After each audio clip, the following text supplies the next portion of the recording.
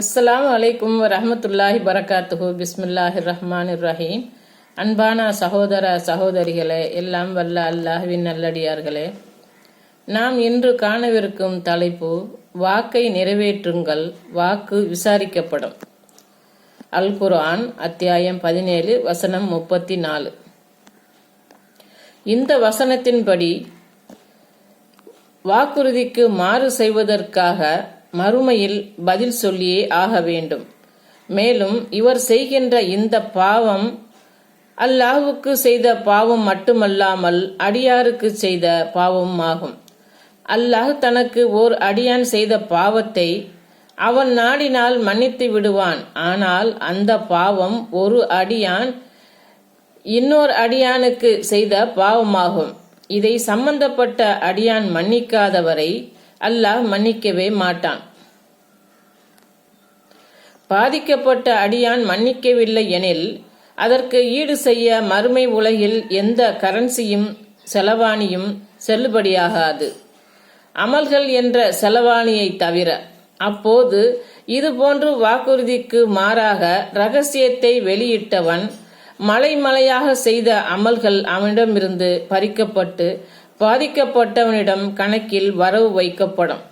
அமல்கள் என்ற கரன்சி காலியாகிவிட்டால் உலகில் பாதிக்கப்பட்டவனின் பாவங்கள் இவன் தலையில் கட்டப்பட்டு நரகில் தூக்கி எறியப்படுவான் என்பதை கீழ்கண்ட ஹதீஸ் விளக்குகிறது. திவாலாகி போனவர் யார் என்று நீங்கள் அறிந்திருக்கின்றீர்களா என்று அல்லாஹ்வின் தூதர் ஸல்லல்லாஹு அலைஹி வஸல்லம் அவர்கள் கேட்டபோது, யாரிடத்தில் பணமும் பண்ட பாத்திரங்களும் இல்லாமல் இருக்கின்றதோ அவர்தான் என்று நபி தோழர்கள் பதிலளித்தார்கள்.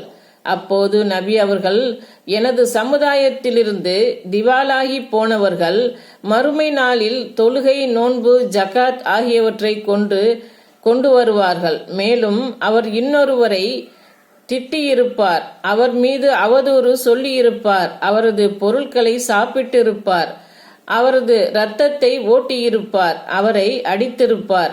எனவே பாதிக்கப்பட்ட அவருக்கு இவரது நன்மைகளில் இருந்து அல்லாஹ் தாலா வழங்கிவிடுவான். இன்னாருக்கு அவரது நன்மைகளை வழங்கிவிடுவான். அவர் மீது உள்ள வழக்கு தீர்க்கப்படும். அவர் மீது உள்ள வழக்கு தீர்க்கப்படும் முன் அவரது நன்மைகள் தீர்ந்து போய்விடும். பாதிக்கப்பட்ட அவர்களின் பாவங்கள் எடுக்கப்பட்டு இவர் மீது எறியப்பட்டு பின்னர் நரகத்தில் தூக்கி எறியப்படுவார் என்று சொன்னார்கள். அறிவிப்பவர் அபூ ஹுரைரா ரலியல்லாஹு அன்ஹு, நூல் முஸ்லிம் 5037. ரகசியத்தை பேணிய அபூபக்கர் ரலியல்லாஹு அன்ஹு அவர்கள்.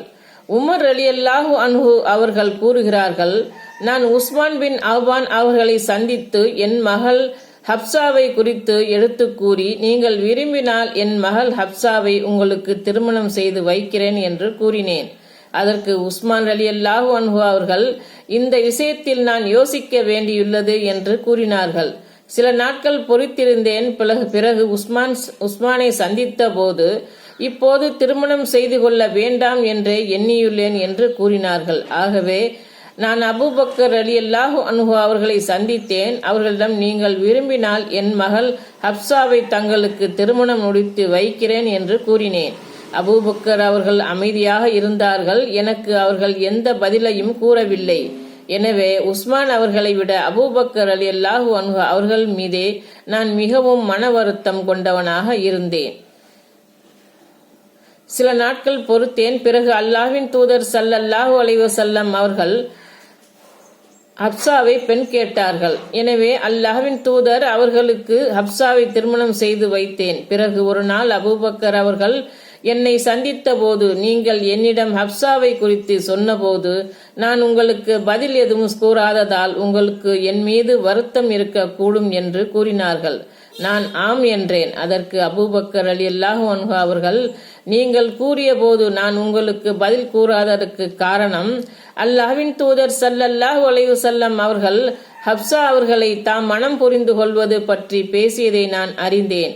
அல்லாஹ்வின் தூதர் ஸல்லல்லாஹு அலைஹி வஸல்லம் அவர்களின் இந்த ரகசியத்தை நான் வெளிப்படுத்தவும் விரும்பவில்லை. எனவேதான் உங்களுக்கு பதில் ஏதும் கூறவில்லை. நபி ஸல்லல்லாஹு அலைஹி வஸல்லம் அவர்கள் ஹப்சாவை திருமணம் செய்யாமல் விட்டிருந்தால் உறுதியாக அவர்களை நான் மனைவியாக ஏற்றுக்கொண்டிருப்பேன் என்று கூறினார்கள். அறிவிப்பவர் அப்துல்லா பின் உமர் ரலியல்லாஹு அன்ஹு, நூல் புகாரி 4005. அஸ்ஸலாமு அலைக்கும் வரஹ்மத்துல்லாஹி பரகாத்துஹு.